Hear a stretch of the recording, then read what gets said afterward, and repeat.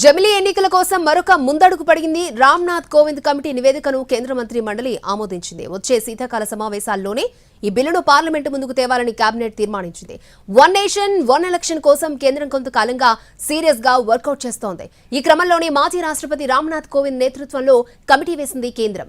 మోడీ ప్రభుత్వం మూడోసారి అధికారంలోకి వచ్చి 100 రోజులైన సందర్భంగా జమిలీ ఎన్నికల నివేదికను వెలువడించింది. ఒకేసారి దేశవ్యాప్తంగా ఎన్నికలు నిర్వహించాలని బీజేపీ ప్రభుత్వం కొంతకాలంగా చెబుతోంది.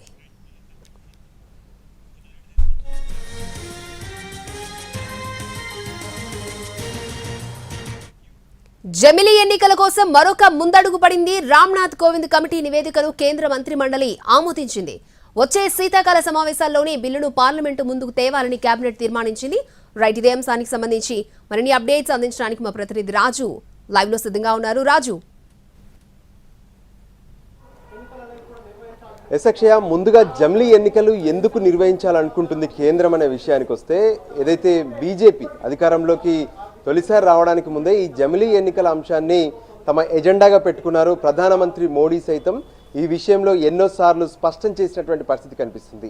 ఈ మధ్య కాలంలో ఖచ్చితంగా వచ్చే ఎన్నికలన్నింటినీ కూడా జమిలీ రూపంలోనే ఎన్నికలు నిర్వహిస్తామనే విషయాన్ని స్వయంగా నిన్న ఏదైతే 100 రోజుల కొత్తగా అంటే మూడోసారి కేంద్రంలో అధికారంలోకి వచ్చాక తలపెట్టినటువంటి అభివృద్ధి కార్యక్రమాలను వివరిస్తూ కేంద్ర హోంశాఖ మంత్రి అమిత్ షా సైతం స్పష్టం చేసినటువంటి పరిస్థితి కనిపించింది. ఇక రానున్నటువంటి పార్లమెంటు అసెంబ్లీ ఎన్నికలను జమిలీ రూపంలోనే నిర్వహిస్తామని చెప్పి స్పష్టం చేసినటువంటి పరిస్థితి కూడా కనిపించింది. సో ఇక వీటన్నిటికి కలిపి ఇప్పటి వరకు తీసుకున్నటువంటి నిర్ణయాలన్నింటినీ కనుక పరిశీలిస్తే, మొదట అసలు ఈ జమిలీ ఎన్నికలు సాధ్యమా, వీటిని నిర్వహించడం ఎలా అనే దానిపైన ప్రత్యేకంగా మాజీ రాష్ట్రపతి రామ్నాథ్ కోవింద్ నేతృత్వంలో ఒక కమిటీని వేశారు. సో ఆ కమిటీ పూర్తి స్థాయిలో రాజ్యాంగ నిపుణులు, న్యాయ నిపుణులు, దాంతోపాటు ఏదైతే పార్టీలకు సంబంధించినటువంటి కీలక నేతలతో కూడా ప్రత్యేకంగా సమావేశాలు నిర్వహించారు. సో ఆ సమావేశాలు నిర్వహించడం, జమిలీ ఎన్నికల సాధ్యాసాధ్యాలపైన పూర్తి స్థాయిలో చర్చలు కూడా నిర్వహించినటువంటి పరిస్థితి కనిపించింది. అదే సమయంలో దేశవ్యాప్తంగా ఈ ఎన్నికలకు సంబంధించినటువంటి అంశాన్ని కనుక మనం చూస్తే, పార్లమెంటు ఎన్నికలు దేశంలో ఒకేసారి జరుగుతున్నప్పటికీ అసెంబ్లీ ఎన్నికలు, దాంతోపాటు లోకల్ బాడీ ఎన్నికలు, మున్సిపల్ ఎన్నికలు ఇలా ఎప్పుడూ కూడా దేశంలో ఓట్ల పండుగలు కొనసాగుతూనే ఉన్నాయి. అంటే ఎన్నికలు షెడ్యూల్ వచ్చిందంటే ఖచ్చితంగా ఆ సమయంలో 2-3 నెలల పాటు అక్కడ అభివృద్ధి చేయడానికి వీలుండదు, ఎందుకంటే ఎన్నికల కోడ్ అంటారు. మరోపక్క దేశవ్యాప్తంగా ఎప్పుడూ ఈ ఎన్నికలు జరగడం వల్ల ఎన్నికల నిర్వహణ ఖర్చు కూడా పెద్ద ఎత్తున పెరిగిపోతున్నటువంటి పరిస్థితి కనిపిస్తుంది. ఈ నేపథ్యంలోనే ఒకేసారి దేశంలో ఎన్నికలు నిర్వహించాలనేటువంటి ఆలోచనకు వచ్చారు. దాన్నే జమిలీ ఎన్నికలు అంటున్నారు. సో రాష్ట్రపతికి ఏదైతే అంటే మార్చి నెలలోనే 15వ తేదీన మాజీ రాష్ట్రపతి రామ్నాథ్ కోవింద్ టీం మొత్తం కూడా ప్రత్యేకంగా ఈ జమిలీ ఎన్నికల పైన సేకరించినటువంటి వివరాలు, తయారు చేసినటువంటి నివేదికను సమర్పించడం జరిగింది. సో దాన్ని లా డిపార్ట్మెంట్కు రాష్ట్రపతి పంపించారు. సో ఇక న్యాయశాఖ కూడా దీనికి సంబంధించినటువంటి పూర్తి స్థాయిలో కసరత్తు మొదలుపెట్టింది. ఇంతకీ అందులో ఉన్నటువంటి అంశాలు ఏంటి, వాటిని ఏ విధంగా ముందుకు తీసుకెళ్లొచ్చు అనే అంశంపైన ప్రధానంగా న్యాయశాఖ న్యాయ నిపుణులతో కూడా ప్రత్యేకంగా చర్చించిన తర్వాత ఈరోజు కేంద్ర కేబినెట్ దృష్టికి తీసుకెళ్లడం జరిగింది. సో ఏదైతే జమిలీ ఎన్నికల నిర్వహణకు సంబంధించి మాజీ రాష్ట్రపతి రామ్నాథ్ కోవింద్ ఇచ్చినటువంటి ఈ రిపోర్టును కేంద్ర కేబినెట్ స్వీకరించింది. దీన్ని అమలు చేయాలనేటువంటి నిర్ణయం కూడా తీసుకుంది. అయితే దీన్ని అమలు చేయాలంటే ముందుగా పార్లమెంట్లో ప్రవేశపెట్టాల్సి ఉంటుంది. సో పార్లమెంట్లో ప్రవేశపెట్టడమే కాకుండా పార్లమెంట్లో దీనిపై చర్చ జరగాలి.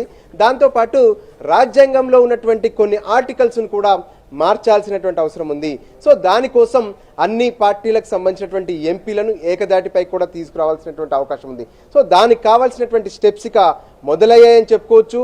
సో కేంద్ర కేబినెట్ ముందుకు వచ్చిందంటే ఆ తర్వాత పార్లమెంటు ముందుకు రాబోతుంది. రానున్నటువంటి శీతాకాల సమావేశాలు అంటే డిసెంబర్లో ప్రారంభమయ్యేటటువంటి శీతాకాల సమావేశాల్లోనే ఈ ఏదైతే జమిలీ ఎన్నికల బిల్లును తీసుకొచ్చే అవకాశం కనిపిస్తుంది. సో దానిపై చర్చించడము, తర్వాత దీంట్లో చేయాల్సినటువంటి అంటే రాజ్యాంగంలో ఏదైతే ఆర్టికల్స్లో కూడా సవరించాల్సినటువంటి అవసరం ఉంది. కాబట్టి ఏ విధంగా దాన్ని సవరించాల్సి అవసరం ఉంటుంది, ఎక్కడెక్కడ మార్చాల్సి ఉంటుంది అనే అంశాలను కూడా పూర్తిగా పార్లమెంట్ వేదికగా కేంద్ర ప్రభుత్వం వివరిస్తుంది పార్లమెంట్ సభ్యులకు, దాంతోపాటు దేశ ప్రజలకు.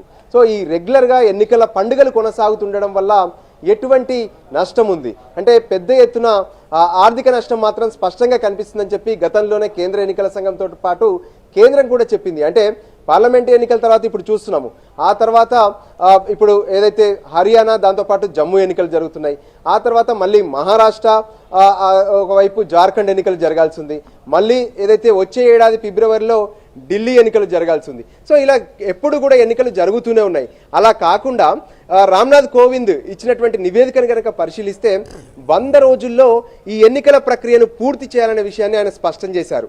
ముఖ్యంగా ఒకసారి ఈ ఓటర్ లిస్టుకు సంబంధించినటువంటి సవరణ ఏదైతే ఉందో అది ఫైనల్ చేసిన తర్వాత ఎన్నికలకు వెళ్తారు. సో ఎన్నికలకు వెళ్ళేటటువంటి క్రమంలో 100 రోజుల కార్యాచరణలో కూడా మొదట పార్లమెంట్ ఎన్నికలు ఉంటాయి, ఆ తర్వాత దేశంలో ఉన్నటువంటి అన్ని రాష్ట్రాలకు సంబంధించినటువంటి అసెంబ్లీ ఎన్నికలు కూడా మొదటి దశలో ఉంటాయి. ఇక రెండో దశలోకి వచ్చేసరికి మున్సిపల్ ఎన్నికలు, లోకల్ బాడీ ఎన్నికలు, ఈ విధంగా ఏవైతే మిగతా ఎన్నికలు ఉంటాయో వాటన్నిటిని కూడా పూర్తి చేస్తారు. ఇలా 2 దశల్లో జరిగేటటువంటి ఎన్నికలను 100 రోజుల్లో పూర్తి చేయాలనేటువంటి ప్రతిపాదనను రామ్నాథ్ కోవింద్ కేంద్రం ముందు పెట్టారు. అదే విషయాన్ని తన నివేదిక ద్వారా రాష్ట్రపతికి అందజేశారు. సో మార్చి 15వ తేదీన రాష్ట్రపతికి అందినటువంటి నివేదిక న్యాయశాఖకు వెళ్ళింది. న్యాయశాఖ ఈరోజు క్యాబినెట్ ముందుకు తీసుకొచ్చింది. సో క్యాబినెట్ సైతం రామ్నాథ్ కోవింద్ ఇచ్చినటువంటి నివేదికను అప్రూవల్ తెలిపారు. సో ఇక పార్లమెంట్కి వెళ్తుంది. పార్లమెంట్ తర్వాత దీనికి సంబంధించినటువంటి ప్రాసెస్ మొదలు కానుంది. మొత్తానికైతే ఇక ఒకే దేశం ఒకే ఎన్నికలు అనేటువంటి నినాదానికి సంబంధించినటువంటి అంశం ఇక అమల్లోకి రానుందనే విషయం స్పష్టంగా అర్థమవుతుంది. అక్షయ, సో ఈ 1 నేషన్ 1 ఎలక్షన్ అనేది ఎప్పట్లోగా ఇంప్లిమెంట్ అయ్యే అవకాశం ఉంది, అంటే ఎంత టైం పట్టొచ్చు అంటారు? ఎస్, ఇప్పటికిప్పుడు దీన్ని అమలు చేయాల్సినటువంటి అవసరం లేదు. ఎందుకంటే 2024 ఇప్పుడు ప్రభుత్వం అంటే కొత్త ప్రభుత్వం ఏర్పాటై కూడా 100 రోజులు మాత్రమే అవుతుంది. అంటే దాదాపు 100 రోజులు మినహాయించి 5 ఏళ్ల పాటు సమయం ఉన్నట్టే, అంటే 3 నెలలు మాత్రమే గడిచింది. సో 2029 నాటికి ఏదైతే మళ్ళీ ఎన్నికలు వస్తాయో ఆ ఎన్నికల నాటికి ఈ ప్రాసెస్ అంతా కూడా పూర్తి చేయాలనే ఆలోచనతో కేంద్రం కనిపిస్తుంది. ఎందుకంటే ఇది అనుకున్నంత ఈజీ కూడా కాదు. ఇప్పుడు దేశంలో ఉన్నటువంటి ప్రతిపక్షాలు ప్రధానంగా ఇండియా కూటమి పేరుతో అందరూ పూర్తి స్థాయిలో ఒక ఏకతాటిపై ఉన్నారు. వాళ్ళందరూ కూడా ఈ జమిలీ ఎన్నికలను వ్యతిరేకిస్తున్నటువంటి పరిస్థితి కనిపిస్తుంది. ఒకే దేశం ఒకే ఎన్నికలు అనే దాన్ని మేము ఖచ్చితంగా వ్యతిరేకిస్తున్నాం. అంతేకాదు ఇది అమలు చేయడం కూడా అసాధ్యమనే విషయాన్ని కాంగ్రెస్ నేతలతో పాటు ఇతర పార్టీ నేతలు కూడా స్పష్టం చేస్తున్నారు. సో వాళ్ళ కన్సర్న్ తీసుకోవాలి. పార్లమెంట్లో దీనిపైన చర్చలు జరపాల్సినటువంటి అవసరం ఉంది. రాజ్యాంగంలో పలు సవరణలు కూడా చేయాల్సినటువంటి అవసరం ఉంది. ఇవన్నీ చేయాలంటే ఖచ్చితంగా కొంతకాలం అయితే సమయం పడుతుంది. ఏదేమైనా రానున్నటువంటి అంటే ఈ 5 ఏళ్లు పూర్తయ్యే నాటికి ఈ ప్రాసెస్ను ముందుకు తీసుకురావాలనే ఆలోచనతో కేంద్రం కనిపిస్తుంది. సో ఫస్ట్ ప్రాసెస్లో భాగంగా అటు కమిటీని వేయడం, మాజీ రాష్ట్రపతి రామ్నాథ్ కోవింద్ నేతృత్వంలో ఉన్నటువంటి కమిటీ పూర్తిస్థాయి నివేదికను రాష్ట్రపతికి అందజేసింది. సో ఇప్పుడు రాష్ట్రపతి ద్వారా కేంద్ర న్యాయశాఖకు ఆ కమిటీ రిపోర్ట్ వెళ్ళింది. ఆ రిపోర్ట్ పైన అన్ని రకాలుగా పరిశీలించినటువంటి న్యాయశాఖ కేంద్ర క్యాబినెట్ ముందుకు తీసుకొచ్చింది. ఇక క్యాబినెట్ పార్లమెంట్కు తీసుకురావాలి. సో కేంద్రం పార్లమెంట్లోకి తీసుకొచ్చిన తర్వాత పార్లమెంట్లో దీనికి సంబంధించినటువంటి చర్చలు జరగడం, రాజ్యాంగంలో ఉన్నటువంటి సవరణలు కావచ్చు, వీటన్నిటిని కూడా ముందుకు తీసుకెళ్లాల్సి ఉంటుంది. మొత్తానికైతే 2029 నాటికి ఈ ఎన్నికలకు సంబంధించినటువంటి ప్రాసెస్ పూర్తి చేసి 2029లో జమిలీ ఎన్నికలకే వెళ్తామన్న విషయాన్ని కూడా కేంద్రంలో ఉన్నటువంటి పెద్దలు సైతం స్పష్టం చేసినటువంటి పరిస్థితి కనిపిస్తుంది. అక్షయ, అంటే రాజు, ప్రతిపక్షాలు ఎందుకు ఈ 1 నేషన్ 1 ఎలక్షన్ ని వ్యతిరేకిస్తూ ఉన్నాయి? వారి అభ్యంతరాలు ఏంటి? ఎస్, వాస్తవానికి దేశం అంటే ఏ విధంగానైతే అంటే ఓవరాల్గా కూడా భారతదేశంలో ఉన్నటువంటి రాష్ట్రాలు కావచ్చు, ఇక్కడ ఉన్నటువంటి పరిస్థితులు కావచ్చు, మొదటి నుంచి జరిగినటువంటి ఎన్నికల ప్రాసెస్ కావచ్చు, వీటన్నిటి నేపథ్యంలో పార్లమెంట్ ఎన్నికలు వేరుగా, అసెంబ్లీ ఎన్నికలు వేరువేరుగా జరుగుతూనే ఉన్నాయి. వాటన్నిటి షెడ్యూల్స్ కూడా డిఫరెంట్గా కనిపిస్తున్నాయి. అంటే ఏదైతే రేపు 2029లో ఎన్నికలు నిర్వహించాల్సినటువంటి పరిస్థితి వస్తే దానికంటే ముందే కర్ణాటక ఎన్నికలు జరుగుతాయి. మనం చూసాము, చివరిగా తెలంగాణ ఎన్నికలు కావచ్చు, కర్ణాటక ఎన్నికలు కావచ్చు, ఇవన్నీ కూడా పార్లమెంట్ ఎన్నికల కంటే ముందే జరిగాయి. సో మరి వాటి షెడ్యూల్స్ను ఏ విధంగా ముందే తీసుకొస్తారు? దీనికి సాధ్యమవుతుందా? అంటే రాజ్యాంగంలో దాన్ని సవరించడానికి వీలవుతుందా? ఇటువంటి అంశాలు ఎన్ని కూడా న్యాయపరమైనటువంటి చిక్కులు ఉన్నాయంటున్నారు, రాజ్యాంగపరమైనటువంటి చిక్కులు కూడా ఉన్నాయంటున్నారు. వీటన్నిటిని చిక్కుముడులను పరిష్కరించుకొని ముందుకు వెళ్ళే పరిస్థితి ఉంటుందనేది పార్లమెంట్లో చర్చ మొదలైతే దీనిపైన మరింత స్పష్టత వస్తుంది. సో అంతేకాదు పార్టీలకు సైతం, అంటే రాజకీయ పార్టీలకు ఎన్నికలు వేరువేరుగా జరిగినప్పుడే వాళ్లకు ప్రచారానికి కావచ్చు, ప్రజల్లోకి వెళ్లేందుకు కావచ్చు సమయం ఎక్కువగా ఉంటుంది. ఆ రకంగా కూడా ప్రతిపక్షాలు కావచ్చు, లేదంటే పాలక పక్షంలో ఉన్నటువంటి కొందరు నేతలు కూడా భావిస్తూ ఉంటారు. కానీ ఓవరాల్గా ఇక్కడ ఉన్నటువంటి కాన్సెప్ట్ ఒకటే, దేశవ్యాప్తంగా ప్రతి ఏడాది అంటే ప్రతి 6 నెలలకు ఒక ఎన్నికలు జరుగుతూనే ఉన్నాయి, ఏదో ఒక రాష్ట్రంలో ఎన్నికలు జరుగుతూనే ఉంటాయి. సో ఇలాంటి ప్రాసెస్ వల్ల అటు అంటే ఏదైతే ఉద్యోగులకు సంబంధించినటువంటి సమయం కావచ్చు, అంటే మ్యాన్ పవర్ వృధా అవుతుంది, అదే సమయంలో కోట్ల కొద్ది డబ్బు కూడా వృధా అవుతుంది. అలా కాకుండా ఒకేసారి ఎన్నికలు నిర్వహించడం వల్ల మ్యాన్ పవర్తో పాటు ఈ ఆర్థికమైనటువంటి ఖర్చులు కూడా తగ్గుతాయనేది ఒక అంశం. అయితే అభివృద్ధికి సంబంధించినటువంటి అంశం మనం చూస్తాము, ఎన్నికల కోడ్ వచ్చిందంటే చాలు కొత్త వాటికి నిర్ణయాలు తీసుకోవడానికి ఉండవు, కార్యక్రమాలను ప్రారంభించడానికి ఉండదు. సో అటువంటి అంశాలన్నిటి కూడా పులి స్టాప్ పెట్టాలి. 5 ఏళ్ల పాటు సుదీర్ఘంగా అభివృద్ధి పనులు కొనసాగాలంటే ఎన్నికలు అనేటివి ఒకేసారి పూర్తయిపోతే ఇక మిగతా కాలం అంతా కూడా ప్రజల సంక్షేమం, అభివృద్ధి అనే అంశం పైన ముందుకెళ్ళొచ్చు అనే ఆలోచనతో బీజేపీ అంటే కేంద్రంలో ఉన్నటువంటి ఎన్డీఏ సర్కార్ ఈ నిర్ణయానికి సిద్ధమవుతున్నటువంటి పరిస్థితి కనిపిస్తుంది. అక్షయ. రాజు, అలాగే ఈ జమిలీ ఎన్నికల వల్ల వచ్చే ప్రయోజనం ఏంటి అంటారు?